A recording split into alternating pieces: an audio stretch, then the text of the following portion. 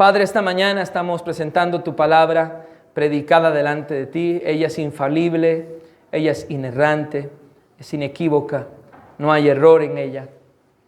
Es tu palabra, está inspirada por ti, Señor, a los santos hombres de Dios, a los que tú guardaste para que tu palabra quedara inspirada conforme tú así lo quisiste. Pero a la hora de que uno como predicador la va a exponer, Señor, siempre hay una imperfección que está ante tu palabra y es la imperfección de nosotros, los predicadores. Pero queremos pedirte que tu Santo Espíritu, que es el que nos guía y nos dirige, pueda tomar esta palabra y la pueda llevar sin que sea adulterada al corazón de cada uno de mis hermanos. Que podamos crecer juntos esta mañana en el nombre de Cristo Jesús. Amén y amén. ¿Cuántos dicen amén? Amén. Muy bien. Le he titulado a esta predicación de esta mañana, Mi justicia y los insuperables méritos de Cristo. Para hacer un énfasis amplio del tema anterior que tuvimos hace 15 días, tratamos temas de suma importancia para el cristianismo. Y lo vamos a leer desde el versículo 1, capítulo 3, versículo 1. Lo tienen, sí, de Filipenses. Si alguien ocupa una Biblia, levanta la mano y mi hermana Vero con muchísimo gusto le va a hacer llegar una Biblia. Dice, por lo demás, hermanos, ¿qué dice? Gozaos en el Señor. A mí no me es molesto el escribiros las mismas cosas, y para vosotros es seguro.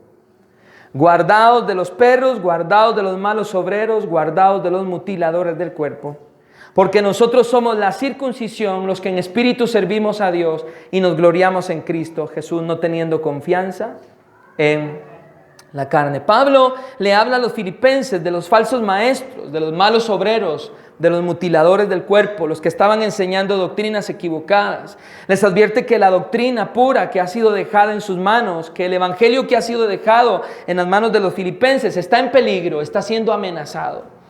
Y Pablo les advierte que se guarden del tipo de hombres que consciente o inconscientemente quieren añadir a la salvación por gracia algo más.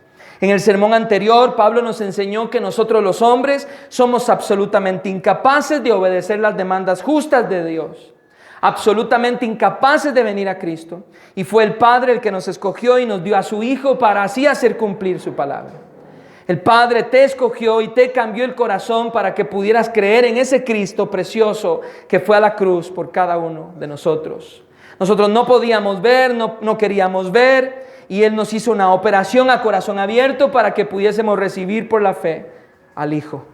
No hay nada de gloria en nosotros, no hay nada de reconocimientos, ni nada aplaudible, porque toda la gloria es de Dios. Amén. Y luego de entender esto, el apóstol nos deja claro que debido a esto, nosotros no debemos de gloriarnos en nosotros, sino que debemos de gloriarnos en Cristo Jesús.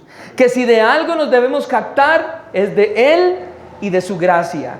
Que si de algo nos debemos sentir orgullosos, es de nuestro Señor Jesucristo y de su gracia. Y esa es nuestra única gloria, lo que Él hizo por cada uno de nosotros. Amén. Y es por eso que para los que apuntan, aunque el video sale mañana o pasado mañana, en Romanos 5:11 dice, y no solo esto, sino que también nos gloriamos en Dios por el Señor nuestro Jesucristo, por quien hemos recibido ahora la reconciliación. Es por eso que Pablo a los Gálatas en el capítulo 6, versículo 14 les dijo, pero lejos esté de mí gloriarme, sino en la cruz de nuestro Señor Jesucristo. Una de las cosas que aprendimos, estoy haciendo un preámbulo, una de las cosas que aprendimos el domingo antepasado, es que, y que nos confortó, es el saber que el 1% de progreso que quizá hemos visto en nuestra vida, debemos atribuírsela a Dios.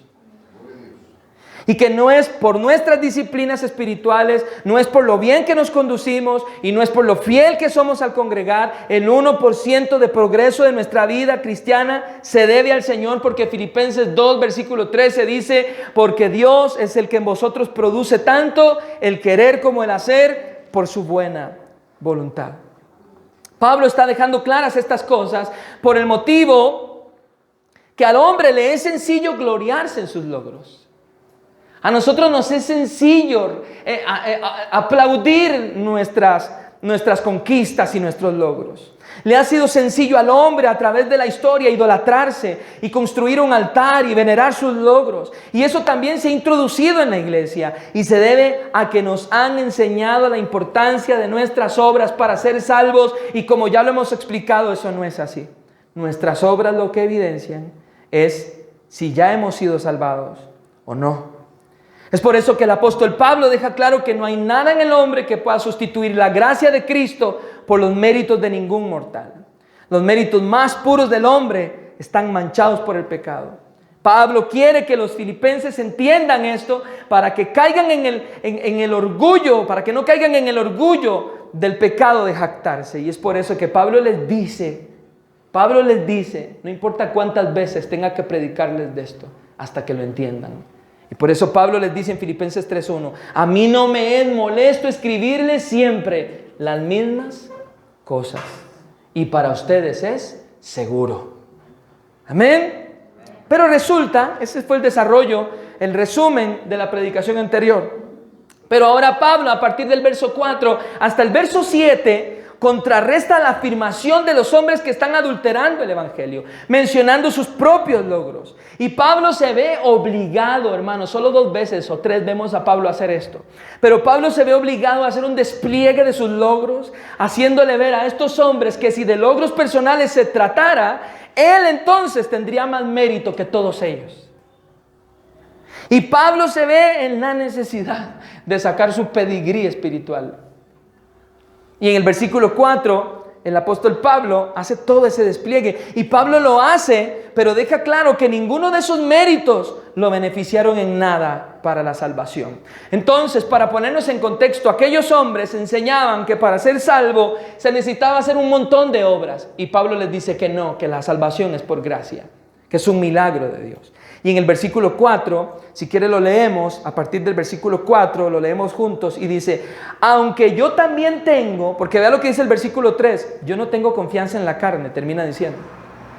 Y Pablo dice, aunque yo tengo también de qué gloriarme en la carne. Si alguno piensa que tiene de qué confiar en la carne, ¿qué dice Pablo? Yo más. ¿Por qué? Porque fui circuncidado al 8º día. Soy del linaje de Israel, de la tribu de Benjamín, hebreo de hebreos, en cuanto a la ley fariseo, en cuanto al celo perseguidor de la iglesia, en cuanto a la justicia que es por la ley, irreprensible. Pero Pablo dice, pero cuantas cosas eran para mi ganancia, todas estas de las que les estoy hablando, las he estimado como pérdida por amor de Cristo. Y ciertamente aún estimo todas las cosas como pérdida por la excelencia del conocimiento de Cristo Jesús mi Señor, por amor del cual lo he perdido todo y lo tengo por basura para ganar a Cristo y ser hallado en Él, no teniendo que mi propia justicia, que es por la ley, sino la que es por la fe de Cristo, la justicia que es de Dios por la fe. Amén. ¿Está conmigo, iglesia? Porque vamos a aprender algo maravilloso, hermano. Pablo dice, ok, ustedes dicen que es por obras. Le están diciendo a mis hermanos que no basta solo la gracia del Señor y que tienen que circuncidarse y agregar la ley de Moisés para poder ser salvos. Y ustedes creen que, como eran fariseos, que ustedes califican y ellos no. Pues si de calificar se trata, yo les voy a decir que yo califico más que ustedes. Y Pablo tiene que hacerlo. Suena un poco orgulloso, pero tuvo que hacerlo Pablo, pero para terminar de una forma gloriosa. Y Pablo les dice, versículo 4, yo soy circuncidado al 8º día. ¿Se acuerdan ustedes en el libro de Génesis, aquel pacto, en Génesis 17, que al 8º día todo niño debía ser circuncidado para ser parte del pacto de Dios? Y Pablo les dice, yo fui circuncidado al 8º día. Y lo segundo que Pablo les dice es, yo soy del linaje de Israel. Yo también soy descendiente de Abraham, yo también soy descendiente de Jacob y yo también soy descendiente de Isaac y mi herencia judía es pura. Amén. Pero luego hay un detalle maravilloso, porque uno dice, pero ¿por qué Pablo saca esto aquí? Pero bueno, si Pablo lo sacó, debe de tener una explicación. Y Pablo les dice aquí, y soy de la tribu de Benjamín. Soy de la tribu de Benjamín. Uno dice, ¿pero qué quiere decir Pablo con ser de la tribu de Benjamín? Bueno, Benjamín fue el segundo hijo de Raquel. la esposa más amada de Jacob. ¿Se acuerdan? Y después la historia cuenta que la tribu de Benjamín se convirtió en una tribu élite, hermanos. Y esto porque fue la única tribu que se mantuvo junto a la tribu de Judá y se mantuvo leal a la dinastía del rey David, de cuyo linaje es nuestro Señor Jesucristo. Y Pablo les dice, yo soy descendiente de la tribu de Benjamín. Gracias, hermanita. A ver, este vaso de coca, muchas gracias. Amén. Pero luego les dice, soy hebreo, ¿de qué? Dice ahí el versículo 5, soy hebreo ¿de qué? De hebreos. Pablo era de padres hebreos, de tradición hebrea, de lengua hebrea. Es más, Pablo cuando estuvo en ciudades paganas mantuvo sus tradiciones y mantuvo su lengua natal. Pero luego les dice en el versículo 6 al final, y en cuanto a la ley, ¿qué? Versículo 5, perdón. Y en cuanto a la ley, ¿qué les dice? Fariseo. Pablo le dice, en cuanto a la ley yo soy fariseo. Los fariseos, hermano, eran fundamentalistas y legalistas del judaísmo, cuyo celo los condujo a un sistema complejo de tradición y justificación ante Dios por sus obras. Es más, hermanos, las escrituras nos hacen ver que el apóstol Pablo es probable, pudo haber pertenecido a un linaje exclusivo de la secta de los fariseos, y ahí sí vamos a ir a Hechos 22. Vamos a Hechos 22. Este detalle me pareció genial poder agregarlo aquí a la predicación, porque cuando Pablo dice, soy fariseo, en cuanto a la ley, soy fariseo, me pareció importante entender qué quería decir Pablo con eso. Y pareciera que Pablo pertenecía a un linaje exclusivo de la secta de los fariseos, fundamentalistas, hombres que decían que la salvación era por las obras. Y en Hechos capítulo 22, versículo 3, miren lo que dice. ¿Lo tiene conmigo? Yo de cierto soy judío, nacido en Tarso de Cilicia, pero criado en esta ciudad. Y mire lo que dice. Porque mire lo que dice Pablo. Pablo casi decía, tengo que decirlo. Yo tengo que decir quién fue mi maestro. Instruido a los pies de Gamaliel, estrictamente conforme a la ley de nuestros padres, celoso de Dios, como hoy lo sois todos vosotros. Hechos 26, en el versículo 5. Ya lo tengo. Hechos 26, versículo 5.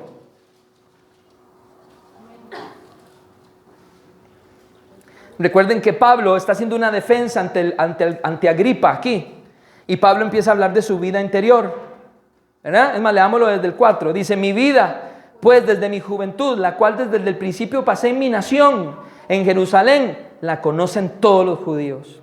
Los cuales también saben que yo desde el principio, si quieren testificarlo, conforme a la más rigurosa secta de nuestra religión, viví fariseo. Pablo era antes de Cristo un fundamentalista, legalista del judaísmo, hermano. Estaba metido en el complejo sistema de tradición y justificación por las obras. Y les dice, yo era así. Así era yo. Pero luego Pablo dice, en cuanto al celo, versículo 6, ¿lo tiene? En cuanto al celo, ¿qué era Pablo? Filipenses 3:6. En cuanto al celo, ¿qué era Pablo?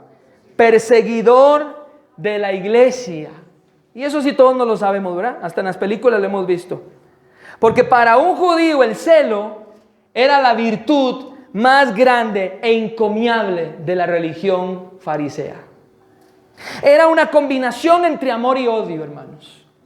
Porque amaban el judaísmo y aborrecían todo lo que amenazara al judaísmo. Y cuando Pablo dice, yo era un perseguidor de la iglesia, por fuerza tenemos que ir a Hechos capítulo 8, en el versículo 3. Movamos las hojas de la Biblia. Hechos capítulo 8, versículo 3. Y vamos a una escena muy dolorosa, muy triste, la cual todos nosotros ya la hemos estudiado y leído hasta desde que estamos en las aulas del ministerio infantil. Hechos capítulo 8, versículo 3, ¿qué dice? Y Saulo asolaba la iglesia y entrando casa por casa, arrastraba ¿qué? A hombres y a mujeres y los entregaba a la cárcel, hermanos. ¿Sabe qué significa la palabra asolar? La palabra asolar tiene dos significados. Uno es devastar una ciudad, también significa cuando un perro salvaje desmembraba y despedazaba el cuerpo de una persona. Y eso es lo que hacía Pablo, asolaba a los hermanos. De hecho, Pablo iba camino hacia Damasco a hacer eso, a perseguir a los cristianos para entregarlos y matarlos. Pablo sostuvo las ropas de los que mataron a Esteban a pedradas. Pablo fue testigo de eso.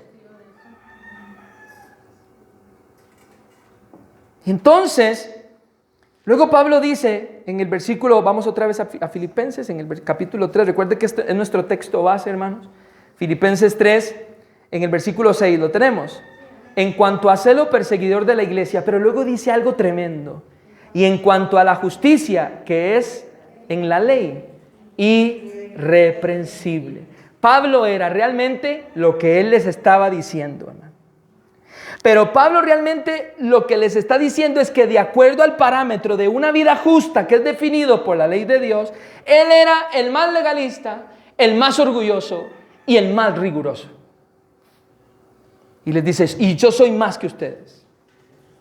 Cuando Pablo saca el pedigrí, cuando aquellos fariseos estaban diciendo, no, este Pablito no sabe nada.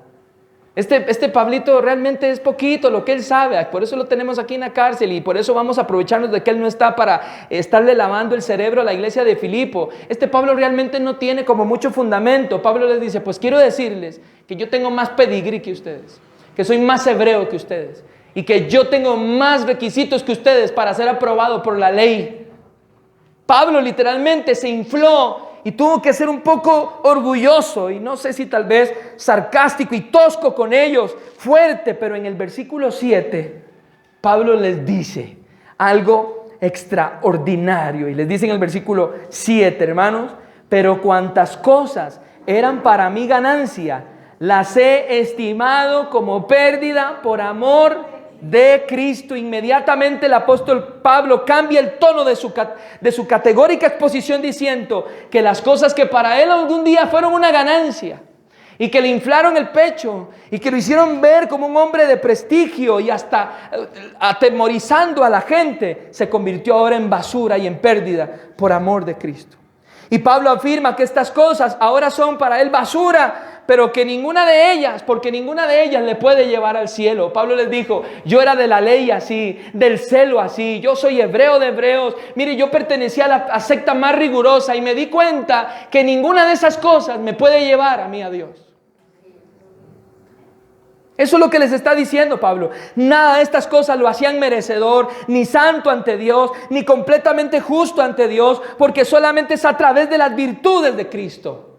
Amén. Todas sus credenciales religiosas judías que él había tabulado en su columna de ganancias, en su columna de activos, eran ahora en realidad pérdidas condenatorias. Porque Pablo había depositado su confianza en ellas en algún momento. Y esto nos hace entender lo que entonces Cristo dice en Lucas, en el capítulo 18, si podemos ir a Lucas 18. Yo sé que algunos conocedores de la palabra del Señor aquí sabían que es muy probable que toquemos este tema. Lucas 18, por fuerza tenemos que tocarlo si hablamos de los méritos. ¿Entienden, hermano, el panorama? Habían hombres a los que Pablo les llamó perros y mutiladores del cuerpo porque les estaba enseñando que la salvación no era solo por gracia, sino también por obras. Y Pablo les dice, ¿en serio por obras? Pues yo les voy a decir que yo tengo más obras que todos ustedes, pero quiero decirles que todas esas obras no son nada, son basura ante las virtudes y merecimientos insuperables de nuestro Señor Jesucristo. Lucas 18, en el versículo 9, el Señor habla y cuenta una parábola del fariseo y del publicano. ¿Lo tiene conmigo? Dice, a unos que confiaban en sí mismos como justos y menospreciaban a los otros, dijo también esta parábola. Este versículo 9 se resume en una palabra, hermano, se resume en una palabra que se llama legalismo. Versículo 10. 2 hombres subieron al templo a orar. Uno era ¿qué? Y el otro publicano. El fariseo, puesto en pie, oraba consigo mismo de esta manera: Dios, te doy gracias porque no soy como los otros hombres, ladrones, injustos, adúlteros, ni aún como este publicano que está aquí a la par mía. Ayuno 2 veces a la semana, doy diezmos de todo lo que gano. Mas el publicano, estando lejos, no quería ni aún alzar los ojos al cielo, sino que se golpeaba el pecho diciendo: Dios, sé propicio a mí, pecador. Os digo que éste descendió a su casa, el publicano, justificado antes que el fariseo. Porque cualquiera que se enaltece será humillado, y el que se humilla será enaltecido. Y esta era la actitud de los fariseos.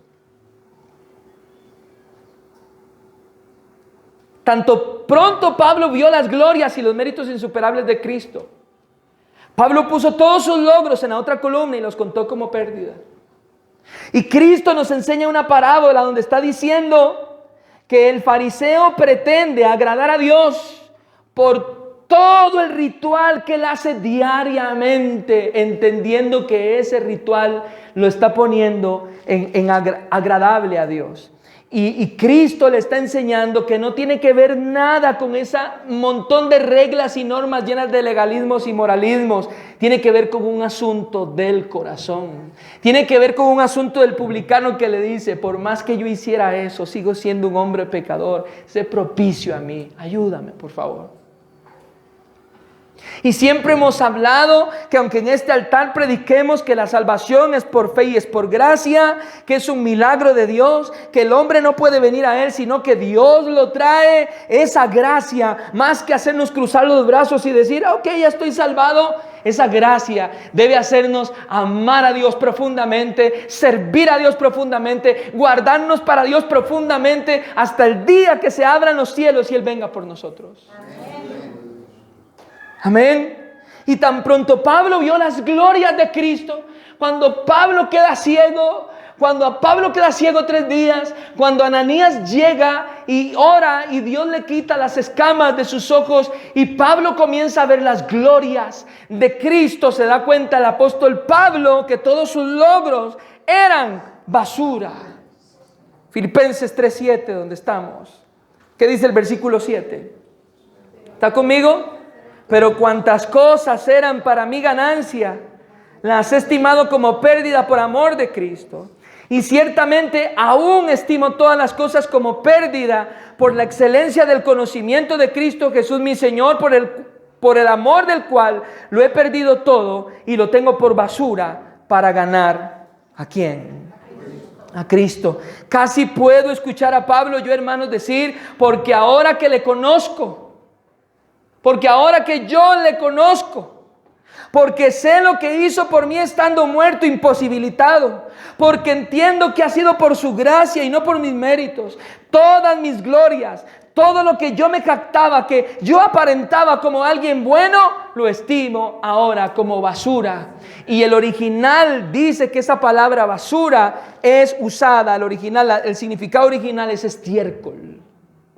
Todas mis obras, dice Pablo, son un montón de estiércol, comparado a los méritos insuperables de nuestro Señor Jesucristo. Por eso es que Isaías, en el capítulo 64, 720 años, en el año 720, hermanos, Isaías en el año 720, en el capítulo 64, dice lo siguiente. Se lo voy a leer yo. Voy a esperarlo a usted unos 15 segundos. Isaías 64, versículo 6. ¿Lo tenemos? ¿Qué dice Isaías 64, versículo 6? Si bien todos nosotros somos como suciedad, y todas nuestras justicias como trapo de inmundicia, y caímos todos nosotros como la hoja, y nuestras maldades nos llevaron como el viento. ¿Sabe cómo son nuestras obras? Como suciedad. ¿Sabe qué dice la Biblia de cómo son nuestras obras? Como trapos de inmundicia. ¿Sabe usted qué era un trapo de inmundicia? Era la toalla sanitaria de la mujer en aquel entonces. Así que bajo ninguna circunstancia caigamos nunca en el pecado de jactarnos en nada de lo que hagamos. Amén. Porque los únicos méritos insuperables son los de Cristo. Y Pablo dice después en el verso 9 de Filipenses 3, dice: y quiero ser hallado en el Señor, no teniendo mi propia justicia, que es por la ley, sino que la que es por la fe de Cristo, la justicia que es de Dios por la fe. Pablo dice: todo intento de presentarnos juntos delante de Dios es una tontería. No podemos presentarnos delante de Dios, de un Dios santo, con nuestros trapos sucios. Hermano, hemos criticado a la iglesia católica por los siglos de los siglos, amén. La hemos criticado por enseñar que la salvación es por las obras. Pero hay un sector de la iglesia evangélica que cree lo mismo y que Dios los acepta porque ellos son buenos. Y la Biblia dice que no hay ni uno solo bueno. La carta de Pablo a los Filipenses en el capítulo 3 inicia con una exhortación de no pensar de esta forma. Y quiero hacer una aplicación al texto para terminar, hermanos. Hermanos, es en Cristo que nosotros hemos encontrado perdón de nuestros pecados. Amén. Es en Cristo que hemos encontrado una justicia perfecta que nos permite estar en una correcta relación con Dios. Es en Cristo que hemos recibido un nuevo corazón que tiene nuevos anhelos, que tiene nuevos deseos y que tiene nuevas prioridades. Por eso que usted no entiende cómo antes, cuando usted estaba en el pecado, no había nada que lo frenara, y ahora usted está en Cristo y tiene nuevos pensamientos, nuevos deseos, nuevas intenciones, nuevas prioridades. Sin que eso quite que somos imperfectos y que el pecado todavía mora en nosotros y que el pecado todavía nos manda señales de cosas que si las hiciéramos se devastaría no solamente nuestra vida, sino nuestro matrimonio, nuestra casa, nuestra familia y la iglesia. En Cristo hemos encontrado una nueva vida. En Cristo y por Cristo hemos encontrado paz con ese Dios con el que estábamos enemistados por nuestro pecado. En Cristo hemos encontrado la adopción de hijos y por eso podemos ser llamados hijos de Dios y podemos decirle al Dios que nos creó: Abba, Padre. En Cristo tengo al Espíritu Santo que me ayuda y me guía a caminar en esta tierra. Y ese Espíritu es el que me fortalece y el que me capacita para servir a Dios y el que me guarda para no desviarme hasta que Cristo venga por mí. En Cristo he encontrado una esperanza para después de la muerte, la esperanza de la vida eterna. En Cristo tengo una herencia en los cielos que no se corrompe y que no se marchita. Amén. En el Señor tengo todo lo que necesito. En Cristo he encontrado una persona que intercede por mí. Así que, hermano, aunque a usted lo abandone su familia, aunque a usted lo abandone su padre, aunque a usted lo abandone su madre, aunque a usted lo abandone su esposa o su esposo, aunque a usted lo tiren a la calle, aunque usted esté abandonado y se sienta solo, aunque usted se sienta en una cárcel solo, atrapado, y lo haya abandonado todo el mundo, hermano, aunque sienta que ni siquiera el Señor está ahí con usted, si usted es hijo de Dios, Él está con usted y usted está seguro en Él y no le falta absolutamente nada. Así que ¿cómo jactarnos en nuestra carne? Si no hemos hecho nada, si cuando estábamos en el pecado Cristo tuvo misericordia y vino y me abrazó a mí, me escogió y me salvó y me amó. Él me amó apasionadamente y Él me escogió. Escogió a Manuel Fernández, dice la Biblia, desde antes de la fundación del mundo. ¿Qué hago con ¿Qué hago con esas letras? Tengo que creerlas, tengo que abrazarlas, porque el Señor escogió a unos desde antes de la fundación del mundo y nos amó y nos trajo a Él y nos guardará hasta que Cristo venga por nosotros. Entonces, ¿de qué jactarnos en nuestra carne, hermanos? ¿Cómo gloriarnos en nuestras obras? ¿Cómo confiar en esta carne? Y quiero hablarle a todos los hermanos que están acá.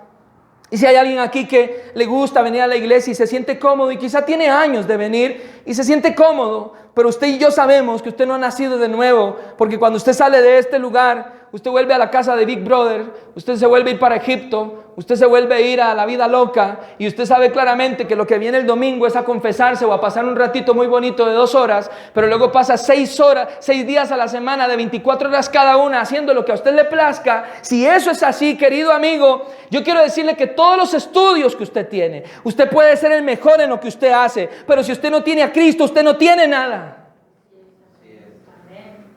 Usted puede ser el mejor chofer, el mejor empleado, el mejor administrador, el mejor vendedor, el mejor amigo, el mejor consejero, el mejor lo que usted haga. Que si usted no tiene a Cristo, amigo mío que vino esta mañana, usted no tiene nada. Está perdido en su pecado. Y aún sigue perdido y seguirá sin esperanza si usted no es salvado por Cristo. Si usted está aquí es porque Dios lo trajo hoy. Él puso en usted el querer como el hacer en esta mañana. Por lo tanto, usted debe de hoy arrepentirse de su pecado, arrepentirse de todo su orgullo, arrepentirse de toda la soberbia, arrepentirse del ídolo que ha construido y que usted extiende la mano por fe para tomarle a Él las migajas que Él le entrega, y debe de divorciarse de ese ídolo y venir a Cristo y tomarse de su mano y arrepentirse. No sentirse invadido hoy o influenciado por una motivación en la palabra de Dios. Es que el mensaje es arrepiéntete. El mensaje no es ven a Cristo para que tu vida cambie, ven a Cristo para que te vaya bien, ven a Cristo porque Él tiene algo lindo para ti. No, no es eso. Ven a Cristo porque si no te pierdes y te vas al infierno. Lo mejor que puedes hacer hoy es venir a Cristo para que tengas vida eterna y no te pierdas. Y no te pierdas.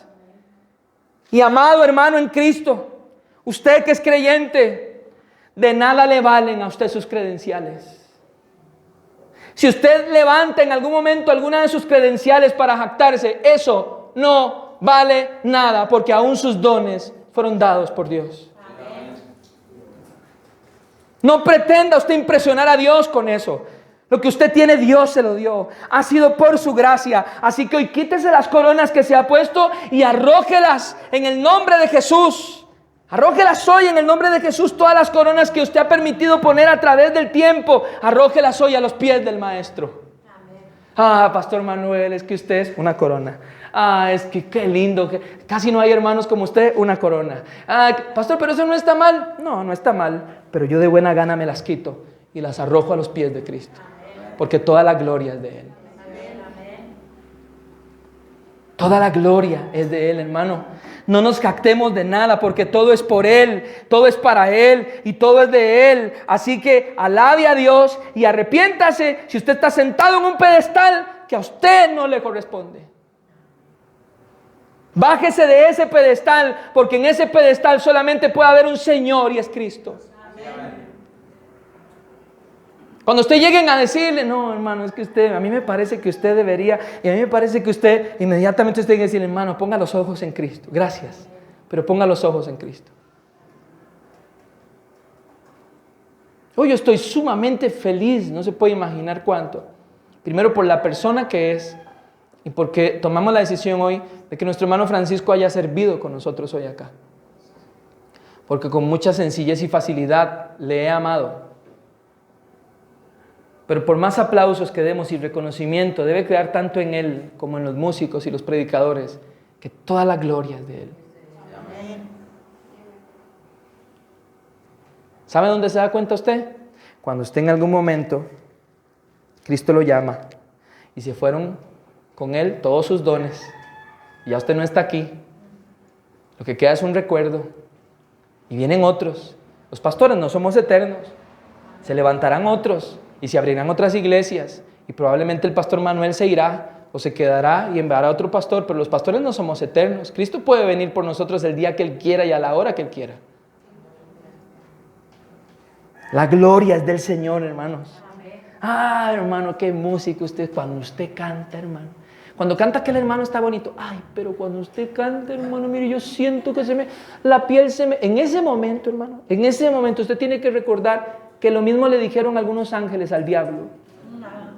Y que esa vocecita muy por detrás, ¿se acuerda cuando Pedro se le acercó a Jesús? Señor, no vayas, no tienes por qué morir, esa gente ni entiende, ¿cómo te van a matar? Y Pedro no es que estaba poseído por un demonio, es que el mismo diablo que se le había presentado a Jesús en el desierto, le estaba soplando en el oído a Pedro, y Pedro, lleno de amor y conmiseración, le dijo, Cristo, no vayas. Y Jesús le dijo, apártate de mí. Y le dice, Pedro, ¿por qué no pones tu mirada en las cosas del cielo? Porque me eres tropiezo, Pedro. Amén. Dé gloria a Dios porque el Señor le permite servir y alabe a Cristo. Dé gloria a Dios cuando usted ve a los maestros de la iglesia haciendo un trabajo extraordinario, cuando usted ve a los músicos haciendo un despliegue de alabanza extraordinario, porque somos siervos inútiles que lo que tenemos que hacer, eso es lo que hacemos. Amén. Así que si un día me quiere regalar una camisa, regáleme una que diga siervo inútil y yo no me voy a sentir mal, hermano. Amén. Pero también, oh amado hermano en Cristo, si en algún momento, si me ayudas, Gabriel, si en algún momento usted experimenta su fragilidad intensamente, si usted en la mañana se levanta o en la noche se va a acostar y usted ve su fragilidad en el espejo intensamente y eso lo aflige y lo hace llorar, si usted se ve y usted se ve imperfecto, y usted se ve que usted no tiene todos los recursos, aparte de eso de ser una verdad, y usted se siente afligido y usted se siente angustiado por eso, dé gracias a Dios, porque es preferible humillarse que exaltarse. Porque usted todas las mañanas se tira un beso y dice, no hay nadie como tú, la verdad. No, en la iglesia no hay nadie como tú, es la mejor maestro, la mejor maestra, soy la mejor esposa, el mejor esposo. Es que no hay nadie como yo vuelvo a ver a toda mi familia y yo me decepciono de ellos porque Dios a mí me ha ayudado a ser un hombre tan esto. Y usted empieza, ese día usted se está enalteciendo. Hermano, que te alabe otro. No se alabe usted. ¿Ah? Y cuando usted se sienta así, hermano, dé gracias a Dios, porque cuando eso pase, aunque lo que usted está experimentando con muchas lágrimas y a veces hasta se decepcione de usted mismo, en ese momento usted se va a dar cuenta de que nunca será por su bondad, de que nunca será por su justicia, de que usted nunca va a ser acepto por lo bueno que sea o lo justo que sea.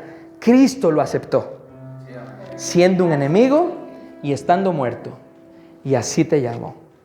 Y ahora Él te va a agarrar y te va a pegar en la espalda un pasaje bíblico que dice Filipenses 1:6.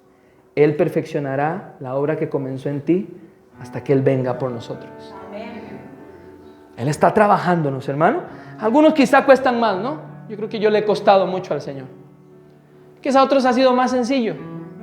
Pero quizá a otros les está costando aún más que yo. Y cuando usted ve su fragilidad y usted dice los pensamientos que tuve, el sentimiento que tuve, la reacción que tuve con aquel hombre, como lo que les conté en la carnicería, lo que sentí, aquel que me tocó el claxon del carro y yo sentí ganas de...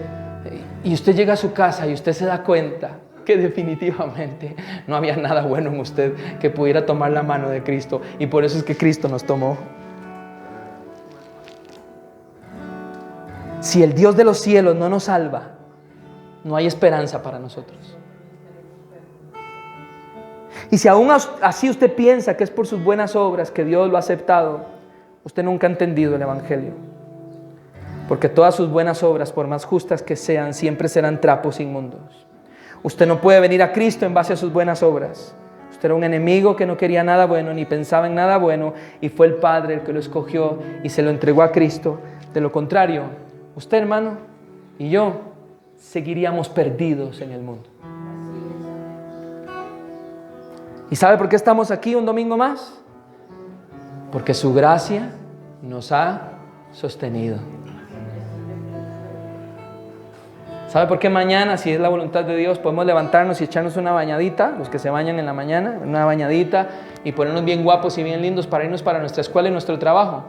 Y siendo todavía cristianos, amando a Dios, porque su gracia nos ha sostenido. ¿Sabe por qué usted hoy en la mañana se levantó y su carne le dijo que no orara, pero aún así usted oró y leyó la palabra del Señor? Porque su gracia lo ha sostenido.